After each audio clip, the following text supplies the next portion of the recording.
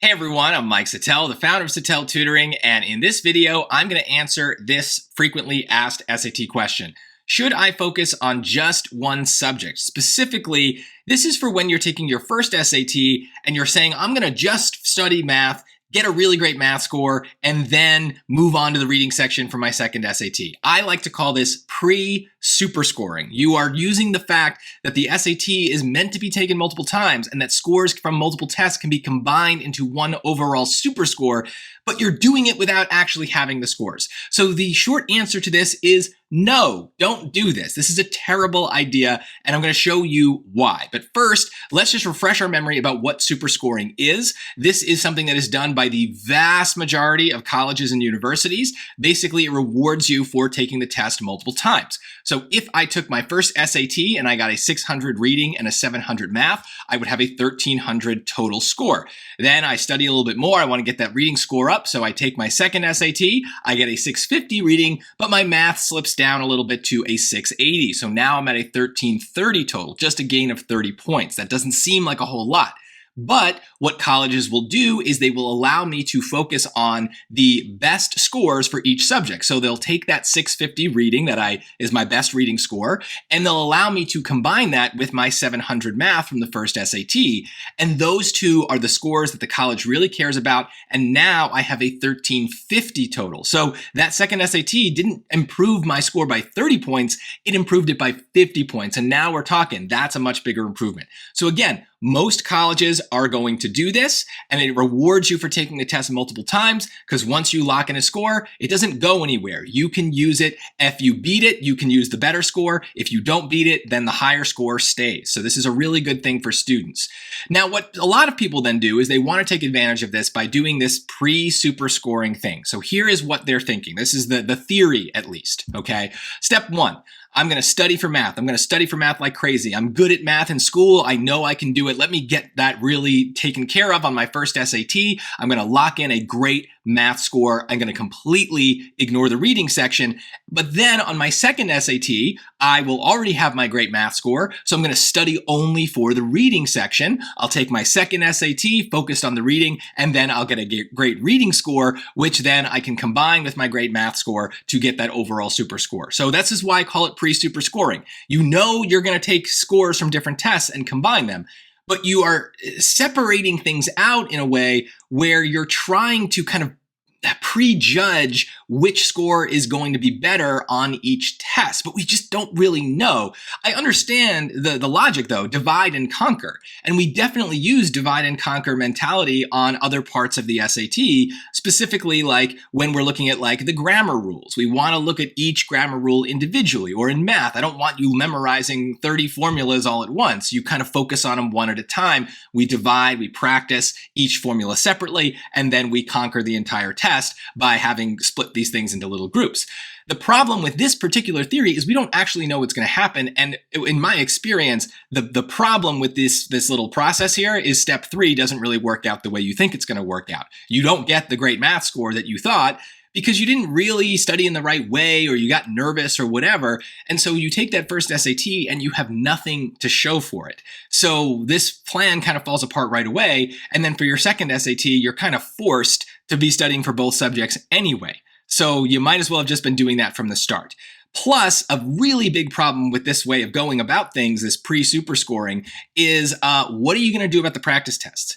You can't take half a practice test, or if you take a full practice test, you're going to be wasting half of the questions, right? There's only so many practice tests. So if you're studying only for math, but you're still doing the full practice test, but not really caring about the reading, you're just wasting a bunch of practice tests and reading questions for no real benefit. Also, though, you could take half of the practice test in Blue Book just by leaving one of the sections completely blank, but then you're not really taking a practice test. You're just doing a bunch of questions, right? You're not getting a sense of what the full testing experience is going to feel like. And so when you go to the real exam, yeah, no wonder it doesn't go the way you think. You haven't really been preparing for what it feels like to take a real exam. So those are, just some initial thoughts about like why this isn't a good idea. But I also want to explain why it's better to be focusing on both subjects equally from the start. So one reason is that it's kind of like a poker game. where if you are playing two hands, you have twice as many chances to win, right? So in a lot of ways, the SAT is like poker, right? It's both a game of skill and a game of chance, right? You can get good at poker. You can know how to play your opponent. You can know what the odds are of certain cards coming up and whether you should stay in or bet or whatever. You can learn the skills of the game. But ultimately, yes, there is an element of chance. If you don't get good cards, it's hard to win, right? If you do get good cards, you have a better shot at using your skills to win. And so this is definitely an aspect of the SAT. Now, it's not to say that one SAT is harder than another, or the March SAT is easy and the August SAT is hard. No. This is more just based on a personal level. You have particular strengths and weaknesses. And when you take that SAT, you are getting dealt a hand of cards, of questions, and hopefully they are ones that play really, really well to your strengths, but they could also just randomly be questions that kind of go against your weaknesses. And so we don't really know what we're going to get, but on a personal level, we are hoping to have good luck. We get dealt good cards. This specifically for reading, for example, can happen where you can get very lucky and you can get a bunch of vocabulary words for those vocabulary questions that you just happen to know the definitions of. They're words you've encountered naturally for whatever reason. Maybe you happen to study them. And so if you get dealt a set of vocabulary words that are really just easy for you, then the vocabulary questions will be easy for you.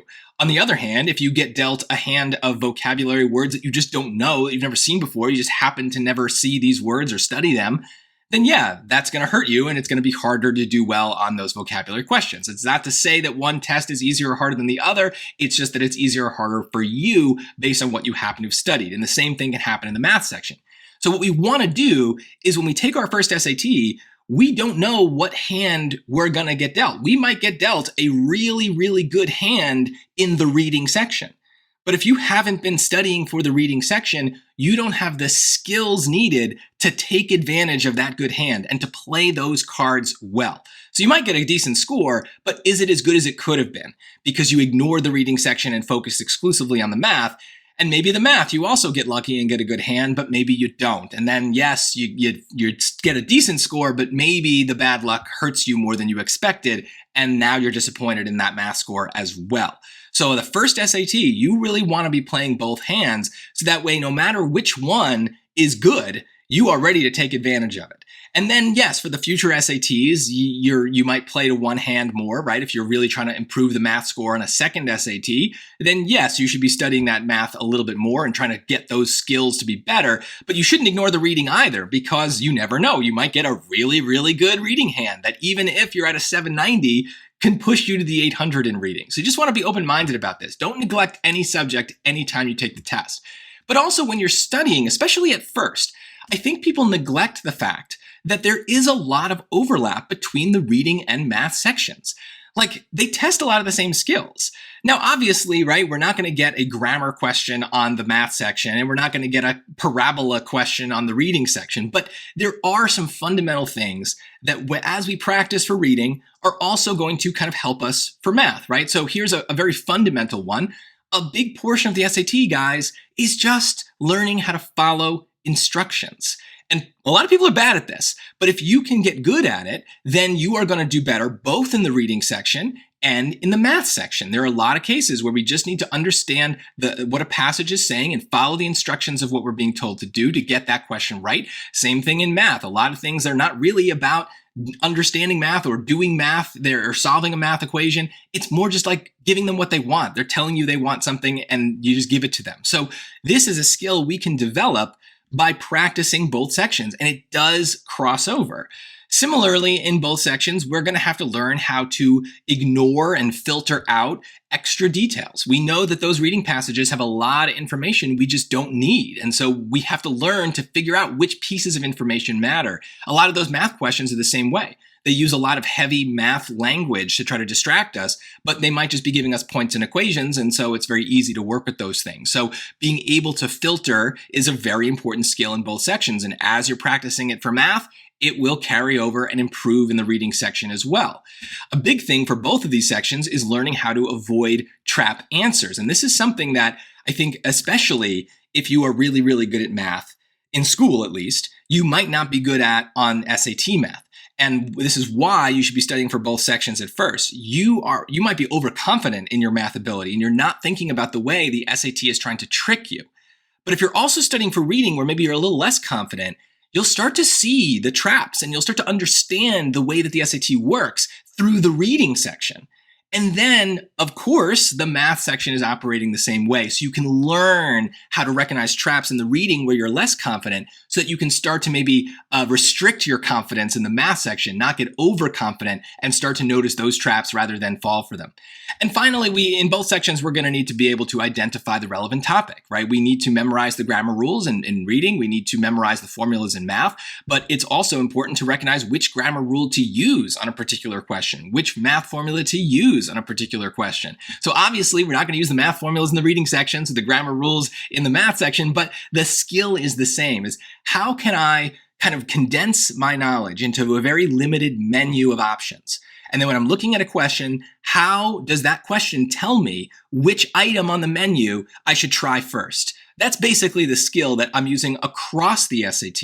And I'm getting good at it because I'm using it on all sorts of questions for both the reading and the math section. So that first SAT, you really want to be studying for both.